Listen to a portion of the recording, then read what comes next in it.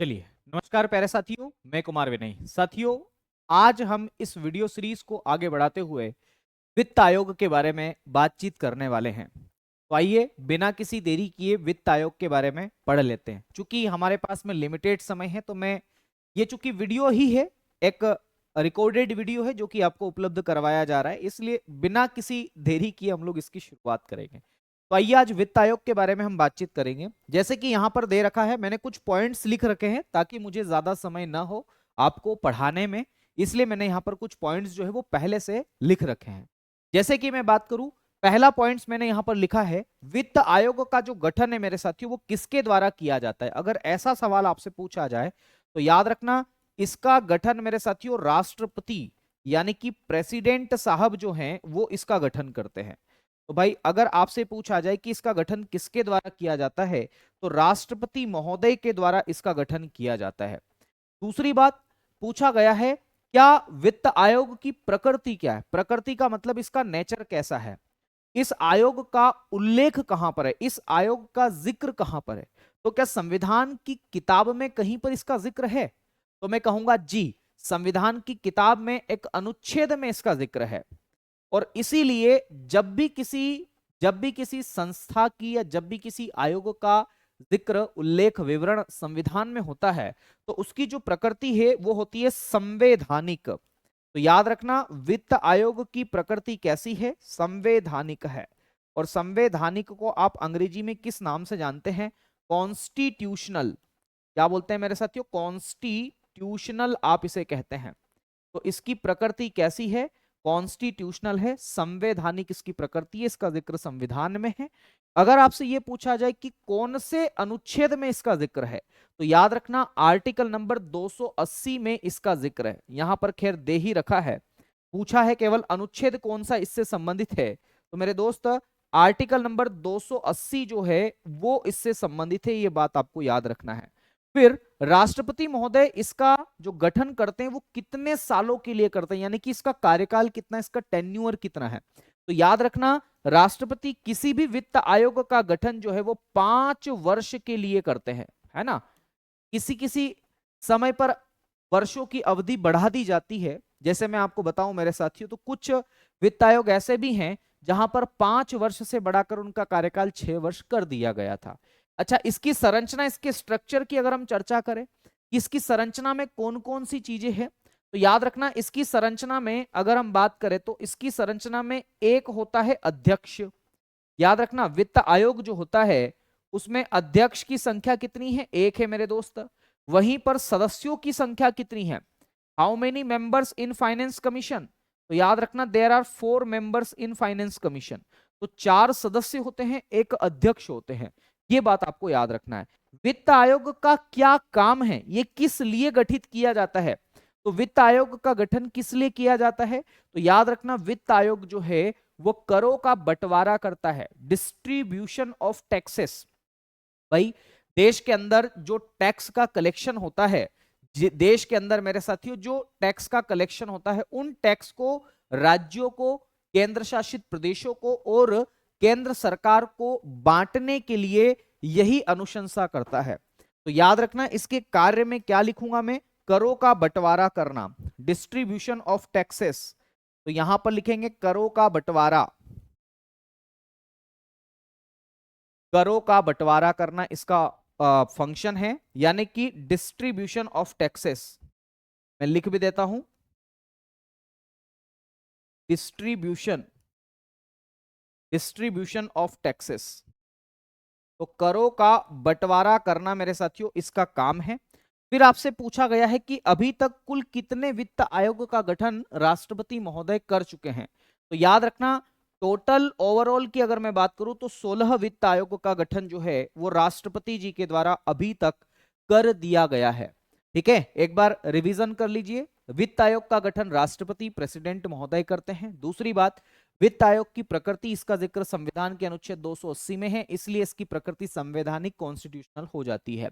प्रत्येक वित्त आयोग का कार्यकाल 5 वर्ष का होता है। प्रत्येक वित्त आयोग की संरचना की अगर हम बात करें, स्ट्रक्चर की, तो एक अध्यक्ष होता है, 4 सदस्य होते हैं। अगर इसके कार्य की बात करें तो ये करों का बंटवारा करता है। अभी तक कुल 16 वित्त आयोग का गठन किया जा चुका है। अब आ जाइए बात कर लेते हैं कुछ प्रमुख वित्त आयोग के बारे में। जैसे कि मैंने यहां पर लिखा है पहले वित्त आयोग के बारे में। आपको पता है पहले वित्त आयोग का गठन जो है वो नवंबर नवंबर 1951 में किया गया था। और कौन इसके अध्यक्ष थे, क्योंकि सवाल अध्यक्ष से ज्यादा पूछे जाते हैं। तो याद रखना मैंने आपको योजना आयोग पढ़ा रखा है। हालांकि मैं आपको बता दूं योजना आयोग की सिफारिश जिस व्यक्ति के द्वारा की गई वही इसके पहले अध्यक्ष बने। जी हां, केसी नियोगी इसके अध्यक्ष रहे हैं। तो याद रखना केसी नियोगी, क्षितिज चंद्र नियोगी इनका पूरा नाम है। तो केसी नियोगी ही आप लोग याद रखें, ये इस पहले वित्त आयोग के अध्यक्ष बनाए गए थे। बात करें दूसरे वित्त आयोग के अध्यक्ष किसको बनाया गया, तो संथानम, है ना, याद रखना है मेरे साथियों, संथानम। तो के संथानम को दूसरे वित्त आयोग का अध्यक्ष बनाया गया था। संथानम, संथानम, तो के संथानम मेरे साथियों दूसरे वित्त आयोग के अध्यक्ष थे। बात करें तीसरे वित्त आयोग के अध्यक्ष की, तो याद रखना है एके चंदा उनका नाम है। क्या नाम है मेरे साथियों, एके चंदा। ये जरूर याद रखना, अध्यक्ष पूछे जाते हैं। एके चंदा तीसरे वित्त आयोग के अध्यक्ष बनाए गए। फिर 10वें वित्त आयोग, एफसी का मतलब होता है फाइनेंस कमीशन, कंफ्यूज मत होना, याद रखना है 10वें वित्त आयोग जो थे उनका नाम था केसी पंत। केसी नियोगी नहीं है, याद रखना ये केसी पंत है। तो केसी पंत 10वें वित्त आयोग के अध्यक्ष बनाए गए। वहीं पर 11वें वित्त आयोग के अध्यक्ष जो है वो एम खुसरो को बनाया गया था। तो 11वें वित्त आयोग के अध्यक्ष जो है वो एम खुसरो को बनाया गया। 12वें वित्त आयोग की अगर हम बात करें मेरे दोस्त, तो सी रंगराजन जो है, जिनका संबंध गरीबी से संबंधित भी है, उनको मेरे साथियों 12वें वित्त आयोग का अध्यक्ष बनाया गया था। तो सी रंगराजन जरूर याद रखना है। 13वें वित्त आयोग की हम बात करें मेरे साथियों, तो कौन नहीं जानता भला इनको, विजय केलकर। विजय केलकर जो हैं ये 13वें वित्त आयोग के अध्यक्ष बनाए गए हैं। जरूर याद रखना, अध्यक्ष अक्सर आपकी परीक्षा में पूछे जा सकते हैं। बात करें 14वें वित्त आयोग के बारे में, तो वाई वी रेड्डी मेरे साथियों इनका नाम है। मैं लिख देता हूं वाई वी रेड्डी, जरूर याद रखना।